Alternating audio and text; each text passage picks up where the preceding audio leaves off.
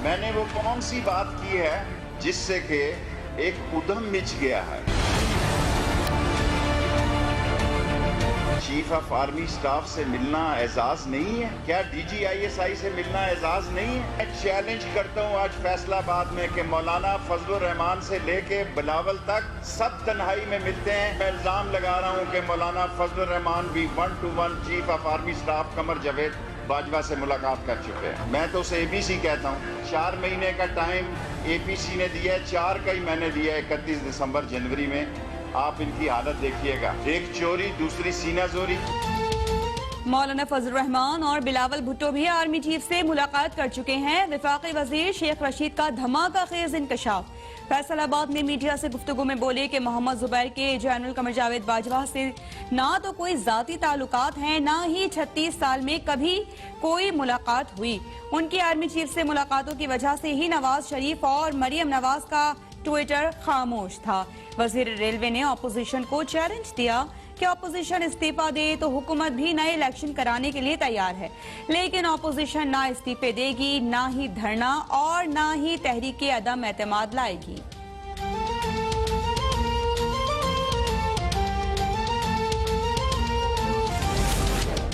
मुस्लिम league का कोई नुमाइंदा आइंदा अस्करी ओहदेदारों और एजेंसीज के साथ मुलाकात नहीं करेगा। जरूरी हुआ तो एलामिया मुलाकात की जाएगी। मियां नवाज शरीफ का ट्विटर पैगाम, कहा ये खेल अब बंद हो जाना चाहिए। हालिया वाकयात से साबित होता है कि किस तरह मुलाकातें 7 पर्दों में छुपी रहती थीं।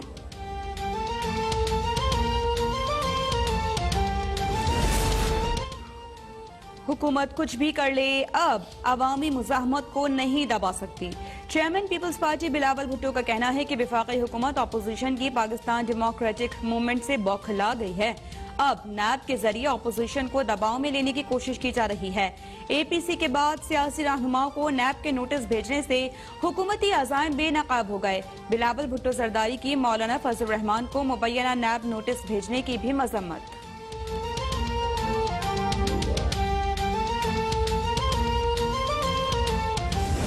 Stolen assets of developing countries, including proceeds of corruption, bribery, and other crimes, must be returned immediately. 2, the authorities in haven destinations must impose criminal and financial penalties. वजीर आजम ने आलमी बरादरी से गरीब ममालिक से लूटी गई रकम फौरी तौर पर वापस करने और दुनिया में मनी लॉन्ड्रिंग रुकवाने का मुतालबा कर दिया। वजीर आजम का गुर्बत और मालियाती एहतसाब से मुताल्लिक अक़वाम मुत्तहिदा के पैनल से खिताब, कहा हर साल तरक्की पजीर ममालिक से अरबों डॉलर गैर कानूनी तौर पर निकल जाते हैं। अक़वाम मुत्तहिदा को रकूम की गैर कानूनी मुंतकली रोकने के लिए लाहे अमल बनाना होगा। वसाइल और सरमायाकारी की गैर मुनसिफाना तकसीम बड़ा मसला है। दुनिया में बढ़ती गुर्बत आलमी अमन के लिए शदीद खतरा करार। जिंदगी है या महंगाई का तूफान है। यूटिलिटी स्टोर्स पर कुकिंग ऑयल 17 रुपए, घी 4 रुपए फी किलो महंगा कर दिया गया। 1 लीटर दूध का पैकेट 5 रुपए। बच्चों के सीरियल्स में 20 से 38 रुपए में इजाफा। टी वाइटनर और कपड़े धोने का पाउडर भी महंगा, लेकिन अभी बात खत्म नहीं हुई। विफाकी हुकूमत का 94 मुल्की और गैर मुल्की अद्वियात 9 से 262% तक महंगा करने का फैसला। बुखार, सरदर्द, अमराज कल्ब, मलेरिया, शुगर, फ्लू, एंटीबायोटिक्स और अद्वियात भी महंगी होंगी। कराची में गैस का बहरान सर चढ़कर बोलने लगा। कारोबारी सेक्टर का भट्टा बैठने लगा। वजीर तवानाई उमर अयूब का कहना है मौसम सरमा में गैस की किल्लत शदीद होगी। मसाइल के हल का दारोमदार सिंध हुकूमत पर है। सूबाई हुकूमत 2.5 साल से 17 किलोमीटर रास्ते पर गैस पाइपलाइन बिछाने की इजाजत नहीं दे रही। मावन खुसूसी नदीम बाबर बोले सिंध मकामी गैस के अलावा दरामदी गैस लेने से इंकारी है। आइंदा चंद रोज में राहतदारी की इजाजत न मिली तो कराची में गैस किल्लत में मजीद इजाफा हो जाएगा।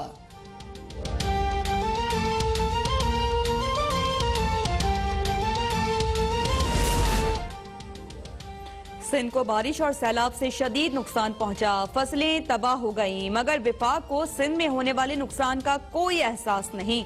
वज़ीर आला सिंध विफाक पर बरस पड़े। मुराद अली शाह बोले कि विफाक को कई खतूत लिखे मगर किसी का जवाब नहीं मिला। एक वजीर ने तो ये तक कह दिया कि सिंध के लोगों को 1 रुपया नहीं देंगे। विफाक ने सिंध में मुतासरीन सैलाब को 750 राशन बैग्स तकसीम किए। क्या ये इमदाद काफी थी? वज़ीर आला ने यह भी कहा कि सबको पता है कराची के नालों पर किसने कब्जे किए। बाद में तफसीलात सामने लाने का ऐलान।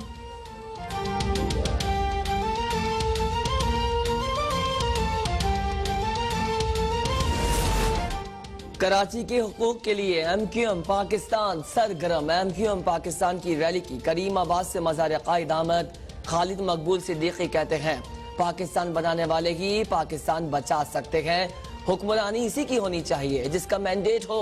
फैसल सब्जवारी बोले कराची का सिर्फ लालू खेत ही लाहौर से ज्यादा टैक्स देता है। अगर सही मर्दुम शुमारी होगी तो वजीर आला दादू या लाड़काना से नहीं कराची से आएगा।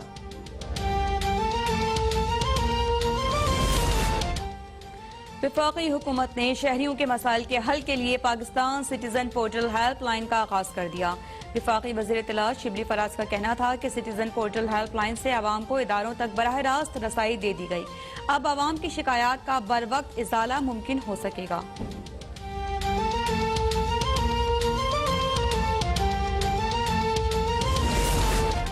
सुप्रीम कोर्ट का रेलवे की जमीनों से तमाम तजावुजात खत्म करने का हुक्म। कराची सर्कुलर रेलवे से मुतालिक समाअत में चीफ जस्टिस ने रिमार्क्स दिए। ट्रैक के साथ जमीन पर कब्जा है तो ट्रेन कैसे चलेगी? रेलवे को तो सब कुछ क्लियर करके यहाँ आ जाना चाहिए था। ट्रैक्टर लेकर जाएं और सब तजावुजात गिरा दें। चीफ जस्टिस ने पूछा कि कराची में रेलवे लाइन पर अंडरपासेस की तामीर का क्या बना? अंडरपासेस और ओवरहेड ब्रिजेस की तामीर स्टेट ऑफ द आर्ट होनी चाहिए। तामीरात ऐसी ना हो जो शहर पर धब्बा बन जाए।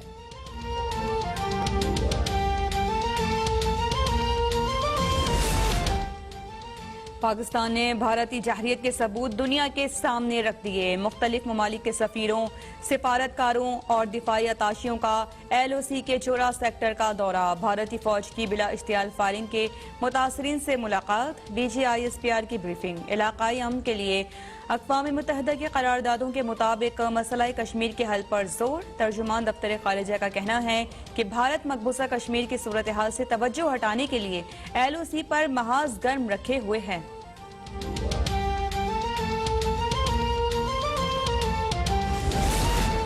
पाकिस्तान में तैनात सिफारतकारों, दिफाई अताशियों और आलमी तंजीमों के नुमाइंदगान का LOC का दौरा करने पर इज़हार तशक्कुर।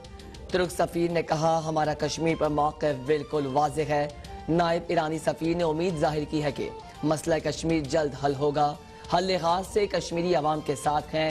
जनूबी अफ्रीकी हाई कमिश्नर का भी मसाइल के हल के लिए नेक तमन्नाओं का इजहार।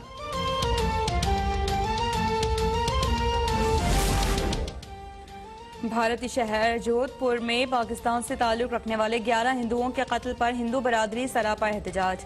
भारतीय सिफारत खाने के सामने धरना देने का ऐलान। मुल्क भर से काफिलों की इस्लामाबाद आमद। हिंदू बरादरी का भारतीय मसालिम दुनिया भर में बेनकाब करने का ऐलान।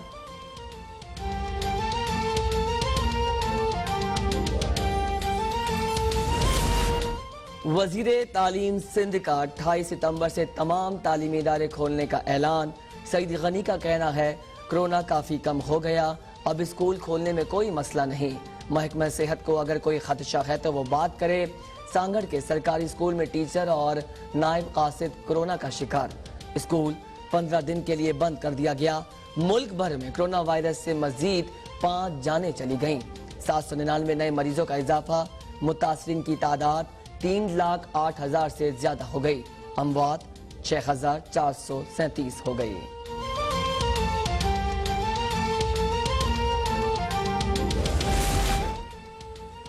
अपोजिशन लीडर शहबाज शरीफ गिरफ्तारी से बच गए। आमदन से जायद असासाजात और मनी लॉन्ड्रिंग केस में अबूरी जमानत में 28 सितंबर तक तौसी। शहबाज शरीफ बोले कि मुझ पर बड़े संगीन इल्जामात लगाए गए कि बच्चों के असासाजात मेरे हैं। वकील अमजद परवेज का कहना था कि रेफरेंस फाइल हो चुका और तफ्तीश मुकम्मल हो गई, तो फिर गिरफ्तारी क्यों? नैब ने आज तक नहीं बताया कि कौन से ओहदे का गलत इस्तेमाल करके करप्शन की गई।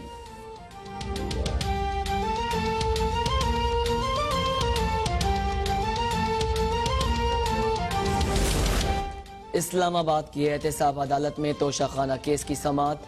साबिक सदर जरदारी की आज हाजिरी से इस्तिस्ना की दरख्वास्त मंजूर। यूसुफ रजा गिलानी एहतसाब अदालत में पेश। 2 गवाहों इलेक्शन कमीशन के मुलाजिम इमरान जफर और additional director excise and taxation Waqarul Hasan ने बयान रिकॉर्ड करा दिया।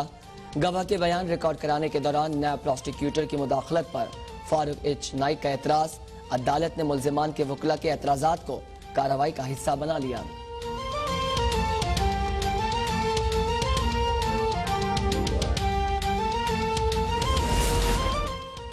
नैब की डेरा इस्माइल खान में कार्रवाई। बिलियन ट्री स्कैंडल में मुलविस डिविजनल ऑफिसर फॉरेस्ट मूसा खान गिरफ्तार।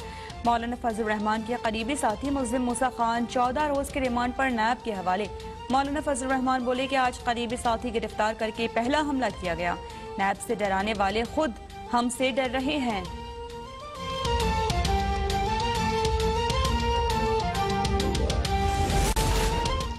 सबको पता है हुकूमत कैसे इक़्तिदार में आई। हाइब्रिड हुकूमत नाकाम हो चुकी है। शाहिद खाकान अब्बासी का कहना है हुकूमत ने पार्लियामेंट में बदनीयती पर मबनी बिल मंजूर करवाए।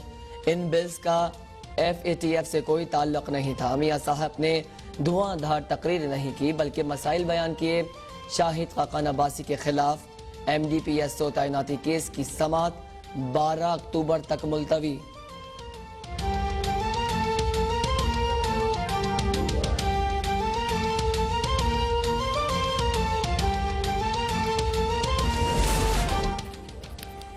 नवाज शरीफ को अदालत सर्टिफाइड झूठा, बददयानत और करप्ट करार दे चुकी है। वफाकी वजीर मवासलात मुराद सईद का कहना है कि कौम के लिए ये तय करना नामुमकिन हो गया कि नून लीग में बड़ा झूठ कौन बोलता है। वजीर इत्तलात पंजाब फयाजुल हसन चौहान बोले कि APC में मुल्की इदारों को टारगेट किया गया। पाकिस्तान में इस वक्त अमन है तो उसके पीछे वर्दी है। शहबाज शरीफ खुद को सियासी शहीद बनाने की कोशिश ना करें।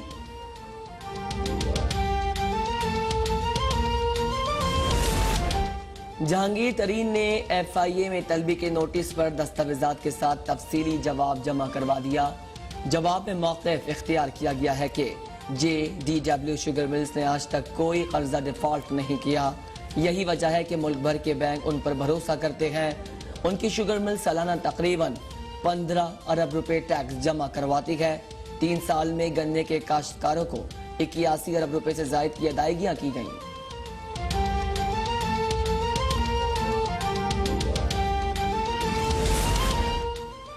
अब सोशल मीडिया पर बेबुनियाद प्रोपेगेंडे नहीं किए जा सकेंगे। FIA ने कार्रवाई का फैसला कर लिया। 49 अफराद के खिलाफ मुकदमा दर्ज। वफाकी तहकीकाती इदारे का कहना है कि रियासती इदारों और सिक्योरिटी फोर्सेस के खिलाफ प्रोपेगेंडा करने वालों के खिलाफ सख्त एक्शन लिया जाएगा। वजीर आला पंजाब की ज़ेर सदारत आला सतह का इजलास। सालाना तरक्याती प्रोग्राम पर पेशरफ्त का जायजा। उस्मान बुज़दार की तरक्याती फंड्स बर वक्त इस्तेमाल करने की हिदायत। बोले तरक्याती प्रोग्राम के तहत मंसूबों पर काम की रफ्तार को मजीद तेज किया जाए। जनूबी पंजाब के लिए मुख्तस फंड्स किसी और जगह मुंतकिल नहीं हो सकेंगे। जनूबी पंजाब सेक्रेटेरिएट के क़याम के लिए अराजी और 4 अरब रुपए मुख्तस। पाकिस्तान स्टॉक एक्सचेंज में जबरदस्त उतार चढ़ाव। मार्केट 69 पॉइंट्स की कमी पर इख्तिताम पजीर हुई। सोना 1,500 रुपए सस्ता। फी तोला सोना 1,12,500 का हो गया।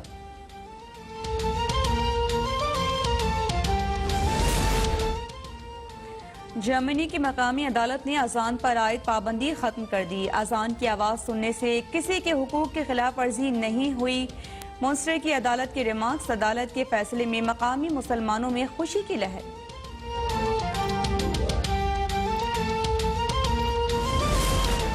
और साबिक ऑस्ट्रेलियाई क्रिकेटर डीन जोन्स मुंबई में इंतकाल कर गए। 59 साला डीन जोन्स ने ऑस्ट्रेलिया की जानिब से 52 टेस्ट और 164 वनडे मैचेस खेले। जोन्स इस्लामाबाद यूनाइटेड के कोच और मेंटोर भी रहे।